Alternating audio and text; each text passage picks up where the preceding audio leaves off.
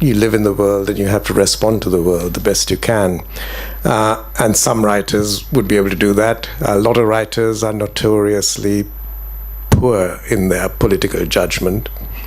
And, there's not an easy equation there. And for some writers, and perhaps that includes me, sometimes the politics invades into the writing because there's no way you can stop that kind of encroachment, I guess. And I know that, with certainly the books I've written,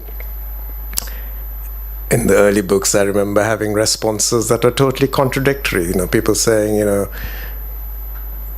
like your books, but, why are there no politics in this? And 2 minutes later, somebody else comes and says, I really like the way you deal with all the political issues. And so there's no telling, really, and there's no telling how these things work out. But I think, as writers, as a writer, you probably want to engage in those things in the way that you can best engage, and that may not be on the agenda of the politician necessarily.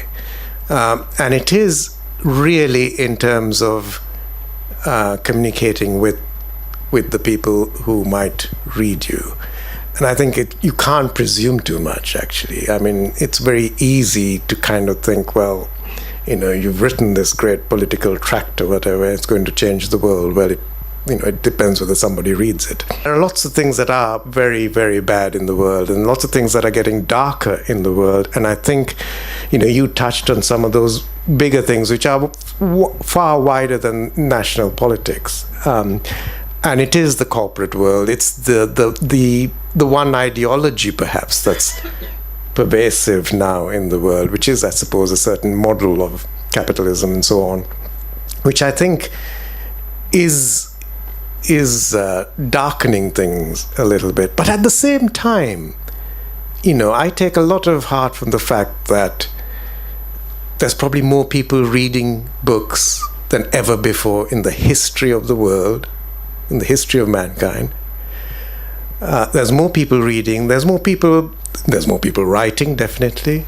There's probably, despite what people say, probably more good books being written and read than ever before as well, surprisingly. And I think there is more political engagement, not less.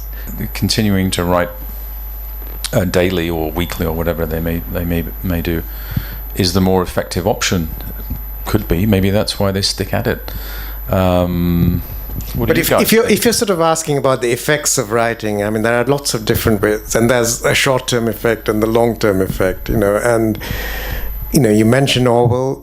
Orwell is a man who, his method, if you like, of writing would be very different from a writer like me, because Orwell said that he would never put his pen to paper until he knew what he wanted to say, and then he would write it. But whoever it is who said that, I don't know what I think until I see it written down, so that I explore through the writing rather than say what I knew, what I wanted to say. So it's very different. But at the same time, you can have novels that have huge social effects, I suppose, and raise consciousness, open people's minds. I think the wonderful thing about writing is that, yes, you can't prescribe anything for anyone. We can all do different things and we all have a role. So you have the foreign correspondent, and that's just as important as the local beat reporter who's reporting on the comings and goings in the community. Just as you have novelists who are politically engaged and those who are more engaged with the interior life. You have poets, and it's all kind of different points on the same thing that we call life, and I think that's very important. But I think what's important is that we keep on writing and that we keep on reading. And so I'm glad everybody's come out tonight and joined us.